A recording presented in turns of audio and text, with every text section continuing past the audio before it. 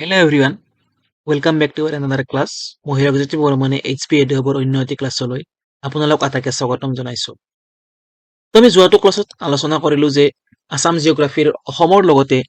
অসমৰ ইয়াৰ ওচৰ চুবুৰীয়া যিবিলাক ৰাজ্য আছে সেইবিলাকৰ বিষয়ে ব্ৰিফ ইন্ট্ৰডাকশ্যন এটা দি দিলো আপোনালোকক। তো আজি আমি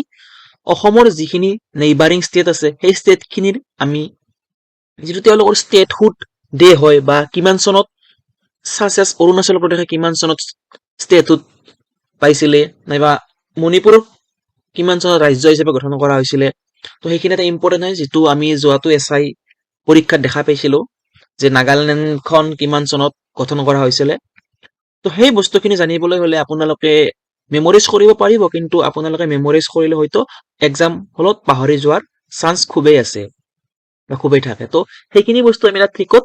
জানি ললে ভাল হয়। মই আপোনালোকক ট্ৰিক কৈ দিম তাত। তো আহক আমাৰ এই ক্লাছটো আৰম্ভ কৰো। তো চাওক,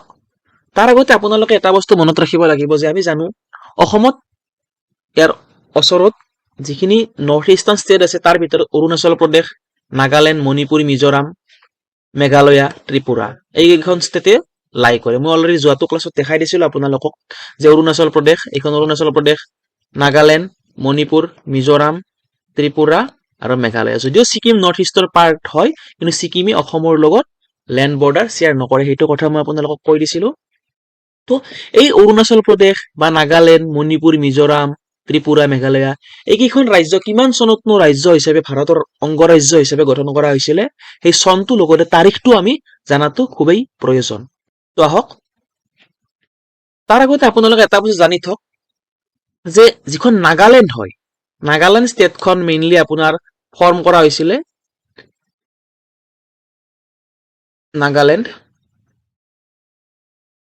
নাগালেণ্ডখন ফৰ্ম কৰা হৈছিলে আপোনালোকৰ 1 ডিচেম্বৰ 1963 নাগালেণ্ডক ৰাজ্য হিচাপে গঠন কৰা হৈছিলে বা ভাৰতৰ এখন অংগৰাজ্য হিচাপে ইয়াক স্বীকৃতি দিয়া হৈছিলে নাগালেণ্ডক। তো তাৰ পিছত যদি আমি চাবলৈ যাওঁ 21 জানুৱাৰী 1972 এইটো চন আপোনালোকে মনত ৰাখি থওক, কাৰণ ইয়াত তলত দেখাই পাইছে যে ইয়াত মেঘালয়া, ত্ৰিপুৰা, মণিপুৰ এই তিনিওখন ষ্টেট একেলগে ভাৰতৰ ষ্টেট হিচাপে ফৰ্ম কৰা হৈছিল এইটো চনত 21 জানুৱাৰী 1972। মই এইটো কৈ দিম আপোনালোকক কেনেকৈ মেমৰিজ কৰিব পাৰে, কেনেকৈ মনত ৰাখিব পাৰে, ট্ৰিক এটা দি দিম।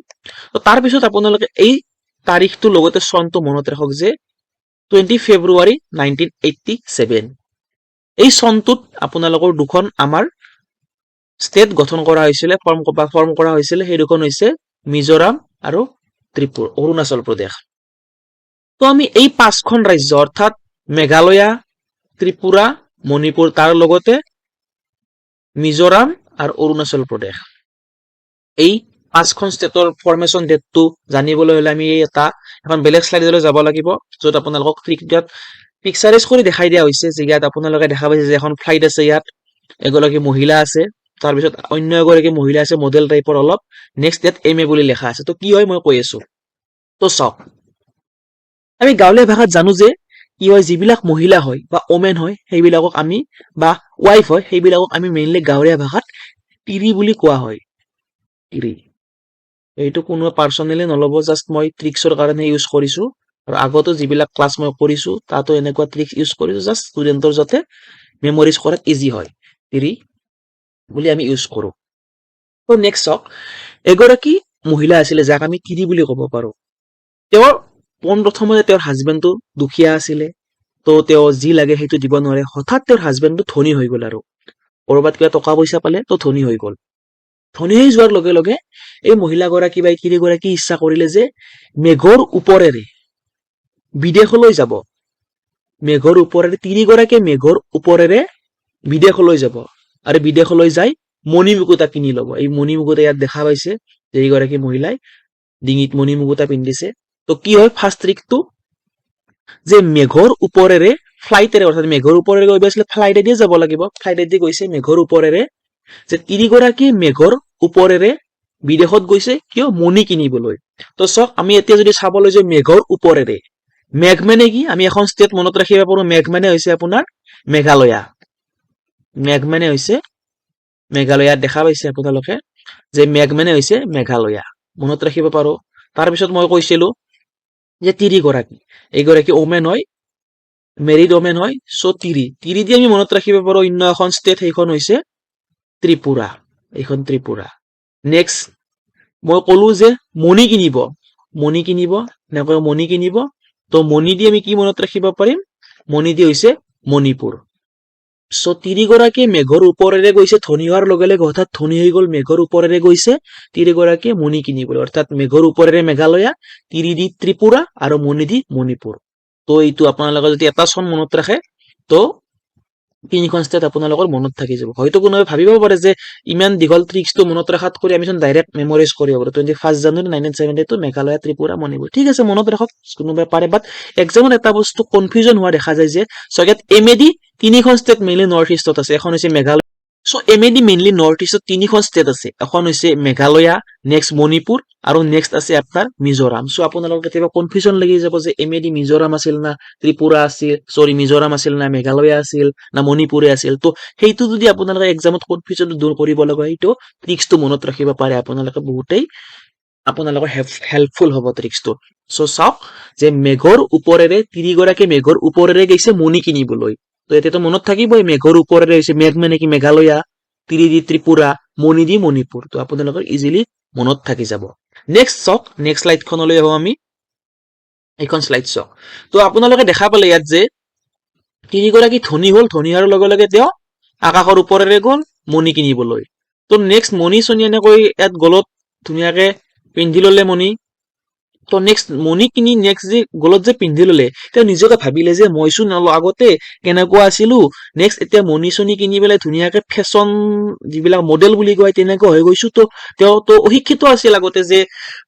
দুখীয়া আছিল শিক্ষা ল'ব নোৱাৰিলে ভাবি লওক আৰু মনত যে দুখীয়া আছিল পঢ়িব নোৱাৰিলে ভালকৈ তো ধনী হৈ গল মণি চনি কিনিলে মডেল টাইপৰ দেখা হল তেওঁ ভাবিলে কি যে মই ইমান ডাঙৰ চেলিব্ৰিটি মডেল টাইপৰ হৈ গলো ইমান ধনী হৈ গলো তো মই এতিয়া পঢ়িব লাগিব কাৰণ মানুহৰ লগত কথা পাতিব লাগিব তো তাৰ কাৰণে কি গল এই যে ফ্লাইটেদি গৈছিলে তেওঁ তাত একেলগে বিদেশত এমএ কৰি আহিলে এমএ মিন্স কি কিন্তু ইয়াত MA means master of arts নহয় এমএ মিন্স ইয়াত কি হয়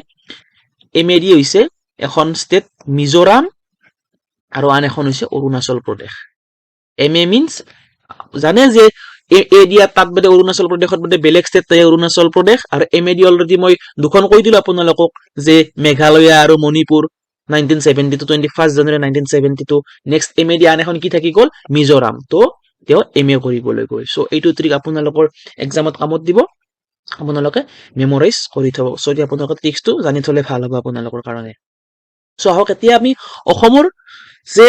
যোৱাবিলাক ক্লাছ যি দুটা ক্লাছ কৰিছিলো তাত আপোনালোকক থ্ৰু মেপ মই দেখাই দিছিলো তো আজি আমি কেইটামান ফেক্সুৱেল ডাটা অসমৰ বিষয়ে ডিছকাশ্যন কৰিম তো এইখিনি হৈ গৈছিলে সো নেক্সট চাওক অসমৰ যদি আমি এৰিয়াটো চাব যাওঁ অসমৰ এট প্ৰেজেন্ট এৰিয়া হয় আপোনাৰ 78,438 স্কুৱেৰ কিলোমিটাৰ অসমীয়াটো ইয়াত দিয়া আছে যে অসমৰ ক্ষেত্ৰফল হৈছে 78,438 বৰ্গ কিলোমিটাৰ নেক্সট যদি আমি চাবলৈ যাওঁ যে এৰিয়া ৱাইজ অসম ভাৰতৰ যিকেইখন ৰাজ্য আছে ইয়াত দেখা পাইছে যে according to area 16 largest that means কি যে এৰিয়া ৱাইজ যদি আমি চাব যাওঁ অসমখন ভাৰতত বৰ্তমান আমি জানো যে 28 নাম্বাৰ অফ ষ্টেটছ আছে তো এই 28 নাম্বাৰ অফ ষ্টেটৰ ভিতৰত অসমখন ক্ষেত্ৰফল হিচাপত 16 নাম্বাৰ লাৰ্জেষ্ট ষ্টেট হয় আপোনালোকে কমেন্ট কৰি জনাবচোন যে ফাৰ্ষ্ট লাৰ্জেষ্ট ষ্টেট কি হয় এৰিয়া ৱাইজ নেক্সট যেটো পইণ্ট আছে হেতু সক নেক্সট পইণ্ট দিবাত কি দিয়া আছে যে পপুলেশন ৱাইজ অসমৰ যিখিনি পপুলেশন ৱাইজ অসমৰ যিমান পপুলেশন আছে সেই পপুলেশন ৱাইজ যদি আমি চাব যাও অসম ভাৰতৰ যি 28খন ৰাজ্য আছে সেই ৰাজ্যকেইখনৰ ভিতৰত কিমান নম্বৰত পৰে তো পপুলেশন ৱাইজ অসম পৰিব 15 নাম্বাৰ লাৰ্জেষ্ট ষ্টেট হয় population wise 15 largest state so এতিয়া ইয়াৰ নেক্সট পইণ্টটো সক নেক্সট পইণ্টটো দিয়া হৈছে যে it অকুপাইজ 2.39% of India's total land mass. So, year meaning টো কি হয় যে ভাৰতৰ মুঠ ভূখণ্ডৰ 2.39% ই দখল কৰিছে অৰ্থাৎ আমি জানো যে অসমৰ ল্যান্ড এৰিয়া কিমান হয় 78,438 স্কয়াৰ কিলোমিটাৰ অৰ্থাৎ 78,438 বৰ্গ কিলোমিটাৰ তাৰ লগতে আমি হয়তো এটা বস্তু পাই আহিছো বাকি আগতে যে ভাৰতৰ ভৌগোলিক পৰিসীমা কিমান ভাৰতৰ ভৌগোলিক পৰিসীমা হৈছে 32 লাখ সৰি এইখিনি মই ৰাফ কৰি দিছো 1 সেকেন্ড ৰব তাৰ আগত মই এইখিনি ৰাফ কৰি দিছো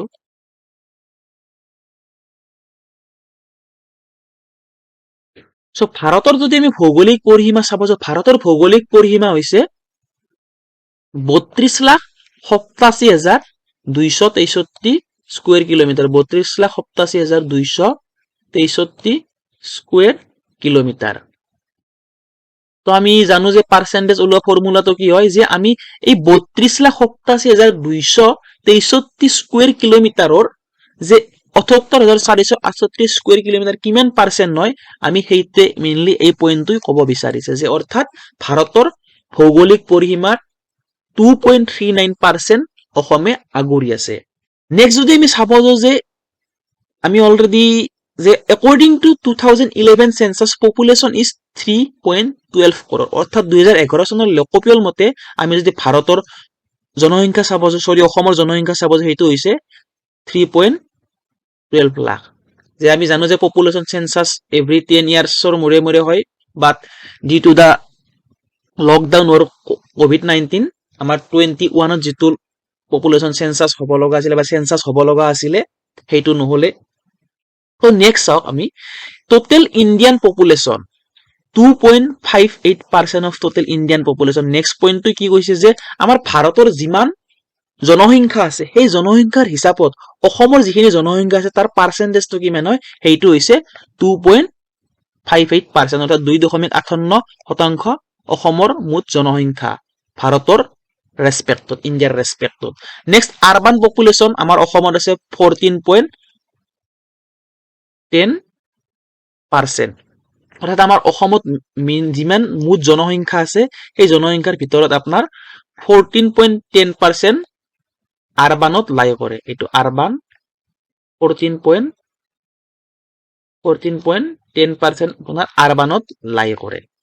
নেক্সট ৰুৰালত লাই কৰে কিমান 85.90% অৰ্থাৎ ম্যাক্সিমাম আমাৰ অসমৰ যিমান জনসংখ্যা আছে তাৰ ভিতৰত ম্যাক্সিমাম জনসংখ্যা আপোনাৰ থাকে কত ৰুৰাল অৰ্থাৎ গ্ৰাম্য অঞ্চলত বাস কৰে ইয়াত দিয়া যে গ্ৰাম্য জনসংখ্যা 85.90% নগৰীয়া জনসংখ্যা আপোনাৰ 14.10% নেক্সট পপুলেশন ডেন্সিটি হৈছে অসমৰ 398 পাৰ স্কয়াৰ কিলোমিটাৰ অৰ্থাৎ 398 পাৰ স্কয়াৰ কিলোমিটাৰ অৰ্থাৎ এই পপুলেশন ডেন্সিটি কি হেতু মই আপোনালোকক বুজাই দিছো অসমৰ মুঠ জনসংখ্যা যিমান আছে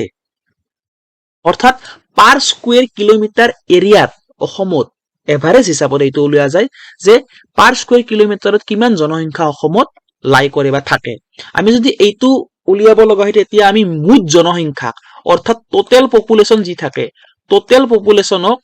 টোটাল ল্যান্ড এৰিয়া দি যদি আমি ডিভাইড কৰো তেতিয়া আমি পপুলেশন ডেন্সিটিটো পাও টোটাল ল্যান্ড এৰিয়া এইটো TLA means total land area আৰু TP means total population অৰ্থাৎ টোটাল পপুলেশনক আমি টোটাল ল্যান্ড এৰিয়া দি যদি ডিভাইড কৰা যায় তেতিয়া আমি এই পপুলেশন ডেন্সিটিটো পাও পপুলেশন ডেন্সিটি তো অসমৰ পপুলেশন ডেন্সিটি কিমান অৰ্থাৎ কিমান